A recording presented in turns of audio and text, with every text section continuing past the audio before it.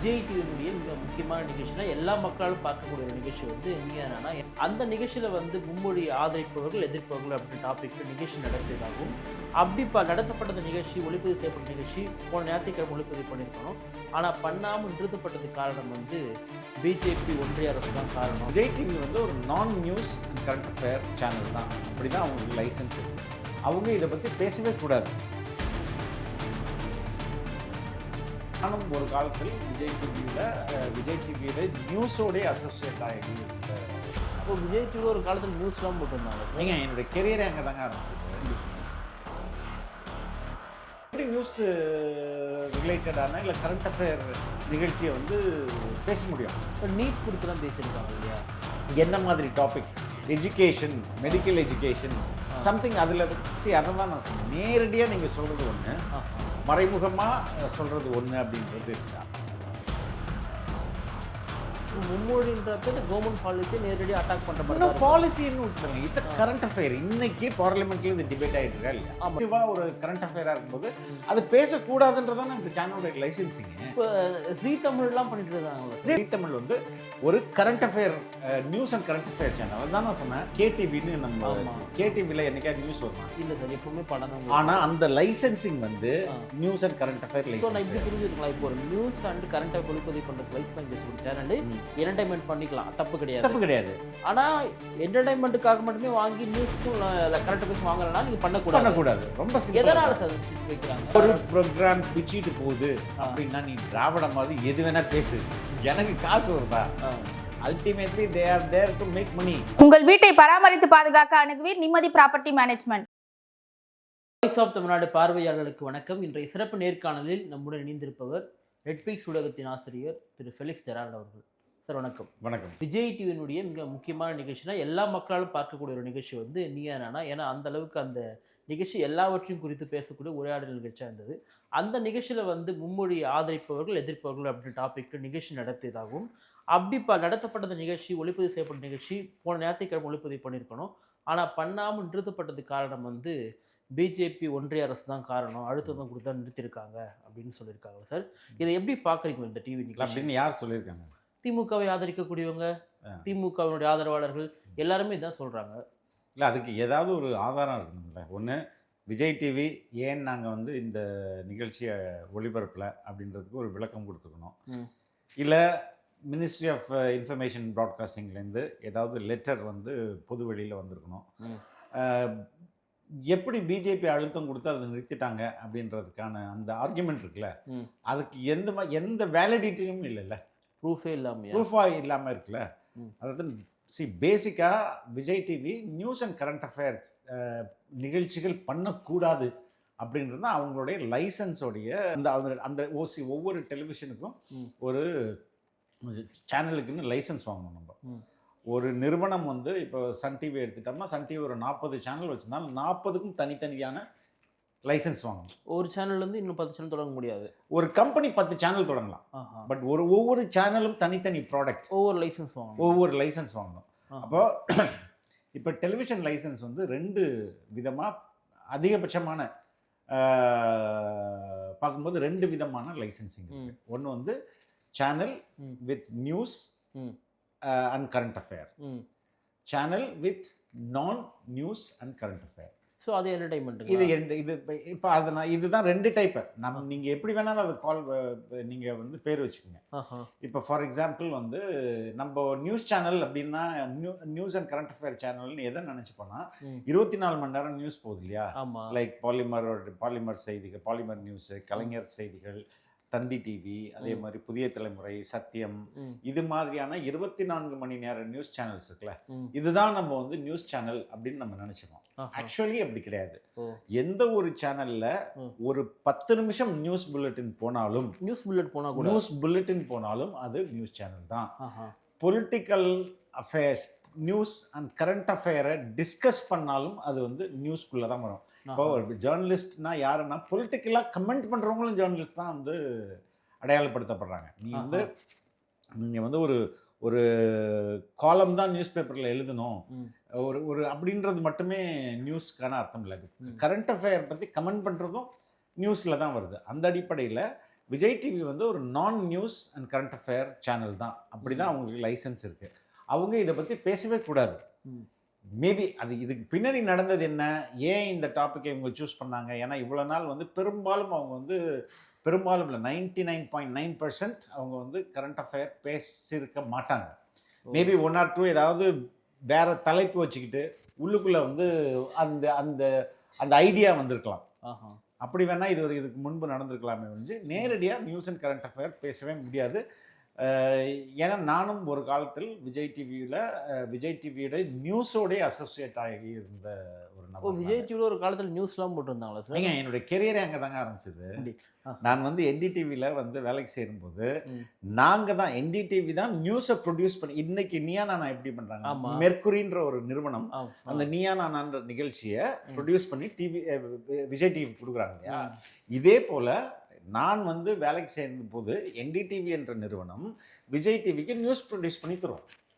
இப்படி தான் இப்போ இதுதான் என்னுடைய ஃபஸ்ட்டே நான் வேலைக்கு போன காலகட்டம் அது. ஸோ அப்போ ஸ்டார் விஜயா அது இல்லை. அப்போ ஸ்டார் விஜயா தான் இருந்தது. அப்பயும் ஸ்டார் விஜயா தான் இருந்தது. அப்போ வந்து அது வந்து நேரடியாக அவங்க நியூஸ் ப்ரொடியூஸ் பண்ண முடியாது. இன்னும் ஒரு இந்தியன் கம்பெனி ப்ரொடியூஸ் பண்ணி கொடுக்கலாம். இப்போ என்டிடிவின்ற இந்திய நிறுவனம், அது ஸ்டார் விஜய்ன்றது வெளிநாட்டு நிறுவனம். அப்போ என்டிடிவின்ற இந்திய நிறுவனம் அவங்களுக்கு வந்து நியூஸை ப்ரொடியூஸ் பண்ணி கொடுக்கலாம் அப்படின்றது தான் இருந்தது. அதுக்கப்புறம் அந்த டைம்ல தான் நம்ம பாலிசியில மாற்றங்கள் வந்தது. எஃப்டிஐ ஃபாரின் டைரக்ட் இன்வெஸ்ட்மெண்ட் உள்ள வந்தது. அப்போ ஸ்டார் கம்பெனி நாங்களே வந்து இப்போதான் எஃப்டிஐ உள்ள விட்டாங்களே, அப்போ நாங்களே வந்து நியூஸை ப்ரொடியூஸ் பண்ணிக்கிறோம் அப்படின்னு போகும்போது அதுக்கு நிறைய எதிர்ப்பு தெரிவிக்கப்பட்டது. அப்போ ஃபாரின் நிறுவனங்களான எதுக்கும் இங்கேருந்து நியூஸ் நீங்களே பண்ணக்கூடாது அப்படின்ற ஒரு விதிமுறை வந்ததுக்கப்புறம் ஸ்டார் விஜய் வந்து என்ன பண்ணிட்டாங்க, தங்களோட நியூஸ் ஆப்ரேஷனை கம்மியாக குறைச்சிட்டாங்க. அதுக்கப்புறம் அவங்க முழுக்க ஒரு நான் நியூஸ் சேனலை தான் ஆப்ரேட் ஆகிட்டு இருந்தாங்க. ஸோ அவங்க எப்படி நியூஸ் ரிலேட்டடான இல்லை கரண்ட் அஃபேர் நிகழ்ச்சியை வந்து பேச முடியும்? இப்போ நீட் குறித்துலாம் பேசியிருக்காங்க இல்லையா, என்ன மாதிரி topic? Education, medical education, something. அதில் அதை தான் நான் சொன்னேன். நேரடியாக நீங்கள் சொல்கிறது ஒன்று, மறைமுகமாக சொல்கிறது ஒன்று அப்படின்றது இருக்குது. அதுக்கான என்ன தலைப்பு வந்தது, அந்த தலைப்புக்குள்ளே நீட் வந்ததா? ஸோ இப்போ மும்மொழின்றப்ப இந்த கவர்மெண்ட் பாலிசி நேரடியாக அட்டாக் பண்ணுற மாதிரி பாலிசின்னு விட்டுதல்ல, இட்ஸ் அ கரண்ட் அஃபேர். இன்னைக்கு பார்லிமெண்ட்ல இது டிபேட் ஆகிட்டு இருக்கா இல்லையா? ஆமாம், டிபேட் இருக்கா இல்லையா? கடந்த 10 நாட்களாக, கடந்த ஒரு வாரமோ 15 நாட்களாக செய்தித்தாள் கரண்ட் அஃபேர்னு என்னது? நடப்பு நிகழ்வுகள். அது நடப்பு நிகழ்வுல அது முக்கியமானது. ஆக்டிவா ஒரு கரண்ட் அஃபேரா இருக்கும்போது அது பேசக்கூடாதுன்றதான இந்த சேனலோட லைசன்சிங்க. ஸோ சார் அப்போ எடுத்துட்டாங்க, பேசிட்டாங்க, ஒளிப்பதிவு பண்ணிட்டாங்க, அது இன்னும் ஒளிபரப்பு பண்ணிட்டாங்க. அதை அப்படி இருக்கும் பொழுது அது நிர்பந்தம் அப்படின்னு ஒரு எப்படி நிர்பந்தம் முடியும்? எனக்கு அது புரிஞ்சுக்க முடியல. நிர்பந்திக்க தேவையே இல்லையே. சரி, அப்படி ஒரு தேவை என்ன இருக்கு விஜய் டிவிக்கு? போட லைசன்ஸ் கேன்சல் ஆயிடுச்சுன்னா என்ன பண்ணுவாங்க? இப்போ எல்முருகன் இருக்கிறாரு. எல்முருகன் யாரு? தகவல் ஒளிபரப்புத்துறை இணையம், தமிழ்நாட்டை சேர்ந்தவர். அவருக்கு விஜய் டிவி தெரியாதா? தெரியுமே. அவருடைய டிபார்ட்மெண்ட்ல தானே அது வருதே. ஆமா. என்ன அது நான் நியூஸ் சேனலு எப்படி நியூஸை போடுறாங்க புறா அப்படின்னா முடிஞ்சது இல்லை. ஆமா. So it's a risk from them. இதை போயிட்டு நீங்க அவர்கள் இதை பண்ணியிருக்க கூடாது. அவங்க பண்ணது முதல்ல மிஸ்டேக். அதுதான் சொல்றேன் நான். தவறு பண்ணது விஜய் டிவியா? அப்படிதான். அதுதான் வந்து 100% உண்மை நான் நம்புறேன். ஏன்னா நீங்க வந்து லாட்டரி சீட்டு விற்க கூடாதுங்க. லாட்டரி சீட் நீங்க விற்கிறீங்க, வித்துட்டு போலீஸ் அரெஸ்ட் பண்ண போகுது அப்படின்னா நீங்க வந்து எடுத்து உள்ள வச்சிருக்கீங்க. பாருங்க, போலீஸ் வந்து அழுத்தம் கொடுக்குதுன்னு சொல்ல முடியுமா? எப்படி சொல்ல? நீங்க சொல்ல முடியும். நீங்க பண்ணக்கூடாதுல்ல அது. அதானே உங்களுக்கு ரூலு. ஸோ இது மாதிரி நிறைய விஜய் டிவி மட்டும் இல்லை, நிறைய சேனல்ஸ் வந்து என்டர்டைன்மெண்ட் கேட்டகரியில இருக்குது. இப்போ ஜீ தமிழ்லாம் பண்ணிட்டு இருந்தாங்களா? ஜீ தமிழ் வந்து ஒரு current affair, news and current affair channel. அதுதான் நான் சொன்னேன். நீங்கள் வந்து கேடிவின்னு நம்ம கேடிவியில் என்னைக்காவது நியூஸ் வருமா? இல்லை சார், எப்பவுமே படம் தான். ஆனால் அந்த லைசன்சிங் வந்து news and current affair licence. நான் இப்படி புரிஞ்சுருக்கலாம். இப்போ ஒரு நியூஸ் அண்ட் கரண்ட் அஃபேர் ஒளிப்பதிவு பண்ணுறதுக்கு லைசன்ஸ் வாங்கி வச்சு சேனல் என்டர்டைன்மெண்ட் பண்ணிக்கலாம், தப்பு கிடையாது. ஆனால் என்டர்டைன்மெண்ட்டுக்காக மட்டுமே வாங்கி நியூஸ்க்கும் கரண்ட் அஃபேர்ஸ் வாங்கலைன்னா நீங்கள் பண்ணக்கூடாது. ரொம்ப சிம்பிள். எதனால சார் ஸ்ட்ரிக்ட் வைக்கிறாங்க? சரி, இதுக்கு வந்து அடிப்படையாக 2-3 ரீசன் வந்து வைக்கப்படுது. ஏன்னா முன்னாடி அந்த ரெஸ்ட்ரிக்ஷன் கிடையாது. முன்னாடி ஓப்பனாக இருந்தது. நிறைய பேர் நியூஸ் சேனல் ஆரம்பிக்கிறாங்க. ஆரம்பிச்சுட்டு ஒரு 3 வருஷம் அவங்களால ரன் பண்ண முடியல. ரன் பண்ணாமல் க்ளோஸ் பண்ணிட்டு போயிடறாங்க. ம். இப்போது ஜென்ரல் என்டர்டெயின்மெண்ட் கேட்டகரியில் உங்களுக்கு ஆட்கள் நிறைய தேவைப்படாது. ஆமாம். ஜிஇசி சேனல்னா இப்போ விஜய் டிவிக்குன்னு விஜய் டிவிக்குன்னு நான் சொல்கிறது ம். ப்ரொடக்ஷன் ம். சைடில் மார்க்கெட்டிங் சைடில் மொத்தமே எடுத்து பார்த்தா கூட ஒரு 40 to 50 பேர் தான் அதிகபட்சமாக இருக்கலாம். அதுக்குள்ளேயே மேனேஜ் பண்ணிட முடியும். ஆஹா. வேறஸ் அதுவே நியூஸ் சேனலாக இருந்ததுன்னா உங்களுக்கு 200+ தேவைப்படும். ஆமாம் ஆமாம். ரிப்போர்ட்டர்ஸு, எடிட்டரு, அதுக்கப்புறம் வந்து பிளே அவுட்டு, டிஸ்ட்ரிக்ட் வைஸு, இப்படின்னு நிறைய தேவைப்படும். அப்போ உங்களுக்கு ஆட்கள் அதிகமாக இங்கே தேவைப்படுது. ம். அந்த சேனல் வந்து 1 fine day க்ளோஸ் பண்ணிட்டு போயிடறான்னு வைங்களேன். ம். இவ்வளோ மேன் பவருக்கு என்ன எப்படி அவங்க வாழ்வதற்கு கேள்விக்குறி தான். கேள்விக்குறியாக. அப்போ என்ன பண்ணுறாங்கன்னா, இப்போ news and current affair channel நீ ஓப்பன் பண்ணுறியா, ஓகே, நீ வந்து 5 கோடி ரூபாய்க்கு உன்னுடைய நெட்வொர்த்தை காட்டு. ஓ, அப்படிலாம் கொடுக்க மாட்டாங்க. அப்படிலாம் தரமாட்டாங்க. நீங்கள் 5 கோடி ரூபாய்க்கு என் கம்பெனி என் நிறுவனத்துக்கு 5 கோடி ரூபாய்க்கு ஏதோ ஒரு சொத்து இருக்குது அப்படின்னு ஆடிட்டர் சர்டிஃபை பண்ணும். ஆஹா. எதுக்கு என்றால், இன்கேஸ் நீ இதை வந்து முடிச்சு விட்டு போயிட்டீங்கன்னா, நீங்கள் காட்டிடுறீங்களா அந்த 5 கோடி ரூபாய், ஆமாம். அந்த ப்ராப்பர்ட்டியோ அந்த சொத்தோ அதை எடுத்து கவர்மெண்ட்டு இந்த இப்போ சம்பளம் கொடுக்காம இருக்கிறாங்களா அவங்களுக்கெல்லாம் செட்டில் பண்ணும். ஆஹா. இதுக்கான ரீசன் தான் அது அப்படி வச்சிருக்கிறாங்க. ஓஹோ. ரெண்டாவது, விஜய் டிவிக்கு டெக்னிக்கலாகவே அவங்க வந்து ஃபாரின் என்டிட்டியாக ஸ்டார் இந்தியா பிரைவேட் லிமிடெட் தான் அந்த பேரண்ட் கம்பெனி. ம். ஸோ அது பேசிக்காகவே ஒரு வெளிநாட்டு கம்பெனியாக இருக்கிறதுனாலையும் அதில் தீஸ் ஆர் த ரீசன்ஸ். இப்போ கவர்மெண்ட் வச்சிருக்கிறதுக்கு அந்த 5 கோடி நெட்வொர்க் காட்டணுன்றதுக்கான ரீசன் என்னன்னா, இன்கேஸ் நாளைக்கு இந்த சேனல் மூடப்படுது அப்படின்னா, அங்கே உள்ள எம்ப்ளாயீஸ்க்கு சரியாக சேலரி போய் சேரல அப்படின்னா, இந்த பணத்தை எடுத்து அந்த எம்ப்ளாயீஸ்க்கு கொடுக்கணும் அப்படின்ற அடிப்படையில் தான் அந்த நெட்வொர்க் அப்படி வச்சு பிரிச்சிருக்காங்க. இப்போ மும்மொழி குறித்து விவாதிட்டாங்க. அதை வந்து ஒளிப்பதிவும் செஞ்சுக்கிட்டாங்க. அதுக்கப்புறம் தான் வெளியே வந்து விடாமல் வந்ததுங்க. அப்போ இதுக்கு வந்து ஒரு வகையில் அழுத்தம் இருந்திருக்குன்னு நீங்கள் நம்புறீங்களா? எந்த அடிப்படையில் நீங்கள் அழுத்தம் இருக்கு இப்போ பண்ணியிருக்காங்களா சார்? அதை இப்போ அந்த ஃபுட்டேஜ் அவங்க என்ன பண்ண முடியும்? ஃபுட்டேஜ் வந்து அவங்க தலைப்பை மாற்றி ரீஎடிட் பண்ணி போடலாம். They can do that.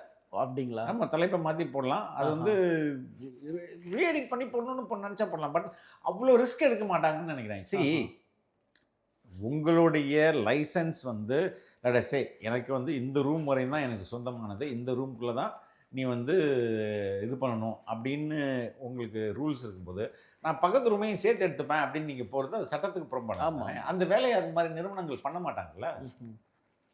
மற்றபடி பாஜகவுக்கு வந்து இப்படி மும்மொழி குறித்து இப்போ இவங்க திராவிடத்தை சார்ந்தவங்க திமுக வாதிக்கு எழுதுறாங்க, பேசுகிறாங்க இல்லையா? பாஜக வந்து அங்கே தோல்வி விட்டுடுச்சு, அதனால தான் அதை வந்து எங்கே ஒளிப்பதிவு வெளியிட்டால் வந்து பாஜக சித்தாந்தம்லாம் தோற்று போயிடுமோன்ற காரணத்துக்காக தான் ஒன்றிய அரசுக்கு இவங்க அழுத்தம் கொடுத்து நிறுத்தி வச்சிருக்காங்க. ஒரு வாதம் வருது இல்லையா? அவங்க தரப்புல ஒரு நியாயம் இருக்குதா நீங்கள் பார்க்குறீங்களா? இல்லை, அது ஆர்குமெண்ட் சேக் உண்மையாக இருந்தால் கூட விஜய் டிவி அந்த தவறை பண்ணாது. ஏன் பண்ணாதுன்னா, அந்த இவங்க சொல்கிறதுனால நாங்கள் வந்து ஒளிபரப்பலை, இல்லை நாங்கள் எதிர்த்துட்டு ஒளிபரப்புறோன்னு பண்ணவே மாட்டாங்க. Because it's against their rules. அவங்க பண்ணக்கூடாதுல்ல. இந்த பக்கம் பாஜகவுக்கு வந்து கருத்துரிமைக்கு வந்து இல்லை, இப்போ அவங்க விஜய் டிவி நினைச்சா அவங்களுடைய for example they have their OTT app. ஆமாம், ஹாட் ஸ்டார் இருக்குது. அதில் இப்போ டெலிகாஸ்ட் பண்ணலாம். அதில் பண்ணலாம் ஆப்வியஸாக. Nobody can stop you. அவங்களோட யூடியூப் சேனல் இருக்கு இல்லையா, அதில் பண்ணலாம். Nobody can stop them. அதுக்கெல்லாம் வந்து ஒன்லி ஃபார் விஜய் டிவி, அதாவது விஜய் அப்படின்ற டெலிவிஷனுக்கு தான். அதே மாதிரி விஜய் ஹெச்டின்னு ஒரு சேனல் இருக்கு அவங்களுக்கு. இது ரெண்டுக்கும் தான் வந்து விஜய் ஹெச்டி அண்ட் விஜய், இது ரெண்டு இந்த டெலிவிஷன் சேனலுக்கு மட்டும்தான் இந்த ரெஸ்ட்ரிக்ஷன். அவங்க ஆன்லைன்ல போட்டுக்கிட்டோம். Nobody can stop. ஸோ அது விஜய் சிம்பிள்ல கூட வரலாம், எதுல வேணாலும் வரட்டும். அது பிரச்சனை இல்லையே. டெலிவிஷனா வந்து போகக்கூடாது, டெலிவிஷன்ல அது வரக்கூடாது, அவ்வளவுதான். இந்த பக்கம் பாஜக தான் வந்து கருத்துரிமைக்கு வந்து எதிரானது அப்படின்னா ஓகே, அவங்க வந்து கருத்துரிமைக்கு எதிராக தான் இருப்பாங்கன்றது நம்மளால நம்பப்படக்கூடிய ஒரு விஷயம். அது உண்மையும் கூட தான், அதில் மாற்றுக்கிறதே கிடையாது தானே. திமுக வந்து கருத்துரிமைக்கு ஆதரவாக இருக்குதா நீங்கள் பார்க்குறீங்களா? எப்படிங்க கருத்துரிமைக்கு? இல்லை, நான் எதனால் அதை கேட்க வந்தேன்னா, இதே மாதிரி தான் வந்து சீத்தமிழில் வந்து பண்ணிட்டு இருந்த நிகழ்ச்சிக்கு வந்து அவருக்கு வந்து அங்கே அழுத்தம் கொடுக்கப்பட்டு அவர் ஒரு திராவிட ஆதரவாளர், திமுக ஆதரவாளர் நமக்கு வெளிப்படையே தெரியும். அதனால தான் வெளியே வந்தாரு. ரேட்டிங் என்னாச்சு?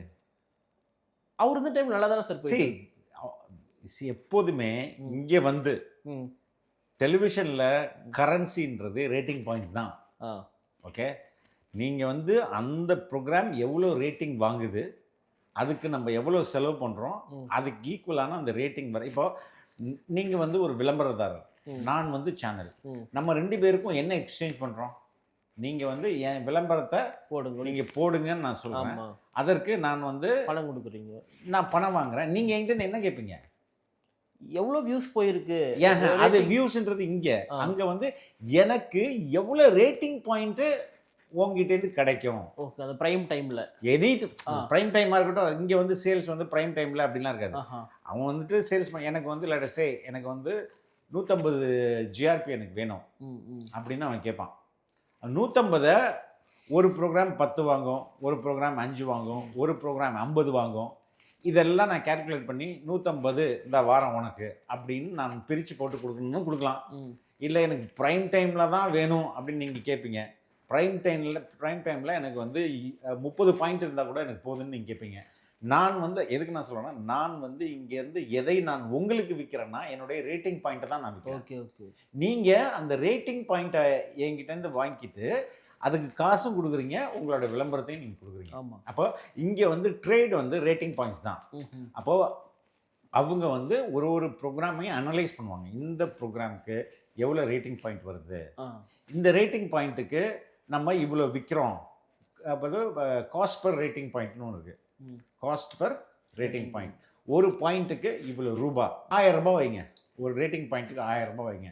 அந்த ப்ரோக்ராம் வந்து 10 ரேட்டிங் பாயிண்ட் தான் வாங்குது. அப்போ அது எவ்வளோ சம்பாதிக்குது? 10,000 சம்பாதிக்கும். 10,000 ரூபாய் சம்பாதிக்குது. நீங்கள் 1,00,000 ரூபாய் செலவு பண்ணீங்கன்னா இல்ல, அது வந்து நஷ்டம் தான். நஷ்டம் தானே. அப்போ நீங்கள் எவ்வளோ நாள் அந்த நஷ்டத்தை பொறுத்துப்பீங்க? ம்ஹும். ஒரு பாயிண்ட் டைமில் ஒன்று அந்த ப்ரொடியூசர் மேலே ப்ரெஷர் போடுவாங்க, டேய் ரேட்டிங்கே வரல, ஏதாவது பண்ணு. ம். அப்போ அவன் வந்துட்டு he is force to think, வேறு ஏதாவது சென்சிட்டிவாக நம்ம பண்ண முடியுமா, வேறு ஏதாவது பண்ண முடியுமா அப்படின்னு ஒரு ட்ரை பண்ணுவாங்க. அது ஒரு 3-4 வாரம் ட்ரை பண்ணுவாங்க. அப்படியும் வரல. அப்போ என்ன பண்ணுவாங்க? Kill that programme. அப்போ கருப்பழனி அப்ப நிகழ்ச்சியிலேருந்து வெளியேறினதுக்கு காரணம் அந்த ரிட்டர்ன் ஆன் இன்வெஸ்ட்மெண்ட் வரணும்ல உங்களுக்கு. ஸோ மற்றபடி இவங்க சொல்ற மாதிரி திராவிடத்துக்கு ஆதரவு ஒரு வெளியேற்றப்பட்ட ப்ரோக்ராம் பிச்சிட்டு போகுது அப்படின்னா நீ திராவிட மாதிரி எது வேணா பேசு, எனக்கு காசு வருதா? Ultimately they are there to make money. சரி, அதுதானே. அது வந்து நம்பர் 1 ஒரு லெட்ஸ் சே ஒரு 150 ஜிஆர்பி அது கிடைக்குது அப்படின்னு சொன்னா அது தங்கம் தாங்குவாங்கங்க. நீங்க என்ன வேணா, அது சூப்பர் ஸ்டார் மாதிரி தான். அது அந்த நிகழ்ச்சி ஹிட் ஆகுது அப்படின்னா அது இவ்வளோ ரேட்டிங் பாயிண்ட் எனக்கு வாங்கி கொடுக்குதுன்னா அதை எதுக்கு ஸ்டாப் பண்ணுவானுங்க? அது எப்போதுமே இது மாதிரி டாக் ஷோக்கெல்லாம் அந்த அந்த ஆங்கர் இருக்கார்ல, அந்த டேலண்ட் இருக்கிறார்ல, அவர் தான் ஃபேஸ். ஆமா, அவருக்கு வந்து அவர் மேலே இன்னும் பணம் கட்டிகிட்டே இருப்பாங்க. சரிங்களா? இப்போது ஃபஸ்ட்டு எடுத்தோடனே ஒரு ஆர்குமெண்ட் இல்லைங்க, இவர் நல்லா பேசுவார், இவர் இயக்குனர், இத்தனை படம் பண்ணியிருக்காரு, இவ்வளோ பாப்புலர், இவர் பேசினதெல்லாம் பாருங்கள் இவ்வளோ வியூஸ் போயிருக்குது, is a very good orator, இப்படி தானே பிச் பண்ணுவாங்க. அந்த டேலண்ட்டை போய் பிச் பண்ணும்போது இப்படி அப்போ அவருக்கு எவ்வளோ சேலரி ஃபிக்ஸ் பண்ணலாம், ஒரு எக்ஸ் அமௌண்ட் ஃபிக்ஸ் பண்ணுவாங்க. நாளடைவில் அது இவங்க எதிர்பார்ப்பும் அதோடைய பெர்ஃபார்மன்ஸும் ஈக்குவல் ஆகலைன்னா எங்கே கை வைப்பாங்க? ஃபர்ஸ்ட் அந்த ஆங்கர் தான் கை வைப்பாங்க. அங்கே தானே அதிக செலவாகுது. அப்போ குறைச்சிட்டு இது எவ்வளோ இந்த இவ்வளோவுக்கு யாரை பிடிக்க முடியுமோ அதை வச்சு நடத்தி பார்ப்போம் அப்படின்போது அப்படி தான் அது நடக்கும். ஸோ அந்த அடிப்படையில் தான் அது நடந்திருக்குன்னு நான் நினைக்கிறேன். Any good programme they will never change. நல்லா போகுது, காசு வருதுன்னா அதை டச்சே பண்ண மாட்டாங்க. அந்த ப்ரொடியூசர் வந்து அவன் சொல்கிறது மொத்த சேனலும் கேட்கும். அந்த ஆங்கர் நான் எனக்கு பென்ஸ் காரில் தான் வருவேன்னா ஓகே தாங்க பென்ஸ் கார்னு கொடுப்பாங்க. பட் இதுதான் ரியாலிட்டி. மற்றபடி வந்து இங்கே பாஜக மேலே வந்து ஒரு நிகழ்ச்சி தடை பண்ணாலோ இல்லை ஒரு நிகழ்ச்சி வெளியேறினாலோ அதுக்கு வந்து பழி போடக்கூடியதை வந்து யதார்த்தத்துக்கு செட் ஆகும். நான் வந்து I am talking only about Neeya Naana. ஏங்க நான் வந்து எனக்கு உண்மையிலே நடந்த நான் சொல்கிறேன். ஐ திங்க் பிஜேபியோட ஒரு லீடர் சாவர்கர் சாலை பார்லிமெண்ட்டில் ஓப்பன் பண்ணுறாங்க. அதை பற்றி நான் இப்போ சனில் இருந்தேன். 2004 டைமில் டிபேட்டு நடக்குது. அதில் வந்து அவர் he didn't prepare properly and came. அது சரியாக ப்ரிப்பேர் பண்ணாமல் வந்துட்டார். அதில் வந்து அந்த டிபேட்டில் அவரை வந்து சரியாக பெர்ஃபார்ம் பண்ணல, ஸ்டாப் பண்ணிட்டாரு. இதை போடக்கூடாதுன்னு அடம் பிடிக்கிறாரு. இது போடவே கூடாது அப்படின்னா இங்கே யார் பாஸு?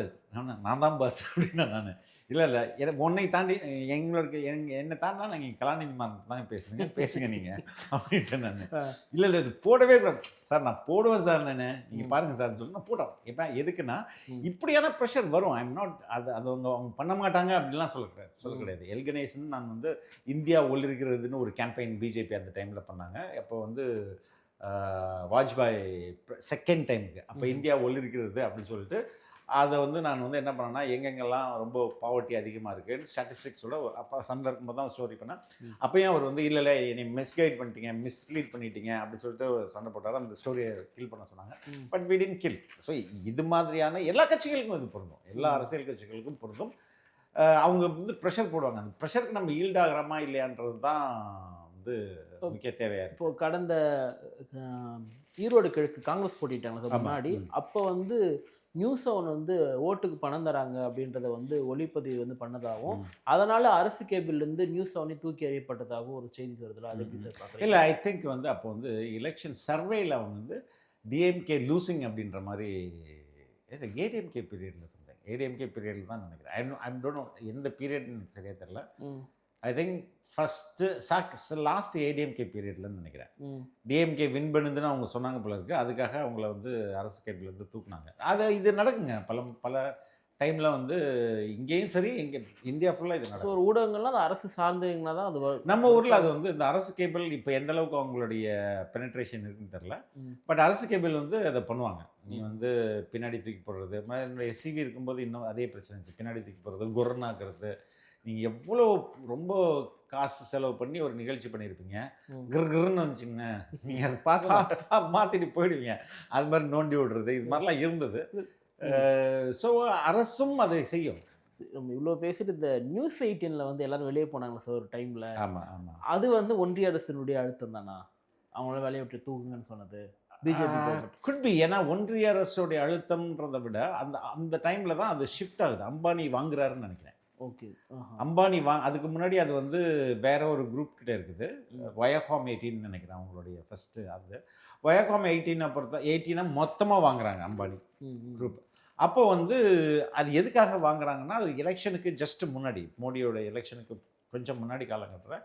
அப்போ அம்பானி மோடி அசோசியேஷன் உங்களுக்கு தெரியும். அப்போ வந்து யாரெல்லாம் இங்கே வந்து ப்ரோ டிஎம்கேயாக இருக்கிறாங்க அப்படின்றதெல்லாம் அவங்க நீக்கினாங்க. அது ஸோ ப்ரோ டிஎம்கேன்றதெல்லாம் நீக்கினாங்களே தவிர நடுநிலையானவர்கள் சொல்லி நீக்கல. நடுநிலையாளர் எதுக்கு நீக்க போகிறாங்க? இல்லை சார், அப்படி தானே சொல்லப்படுது. இவங்க வந்து மக்களுடைய குரலாக இருந்த ஒரு நெறியாளர்களாக ப்ரோ டிஎம்கேவாக இருந்தாங்க, அதனால நீக்கினாங்க. அப்படிதான். சரி, மக்களுடைய குரல் அந்த டைம்ல டிஎம்கே வாஸ் இன் அப்போசிஷன். ஆமா ஆமா ஆமா. அப்போ வந்து இவங்களோட குரல் மக்களோட குரலாக மாதிரி தான் கேட்கும். இன்னைக்கு அவங்க குரல் எப்படி கேட்குது? அது ஆளுங்கட்சியின் குரலாக தான் கேட்குது இல்லையா? அப்போயும் அவங்க டிஎம்கே குரலாக தான் இருந்திருக்காங்க. இப்பயும் அது டிஎம்கே குரலாக தான் இருக்காங்க. நமக்கு தான் தப்பாக கேட்டிருக்கு அப்படின்னு.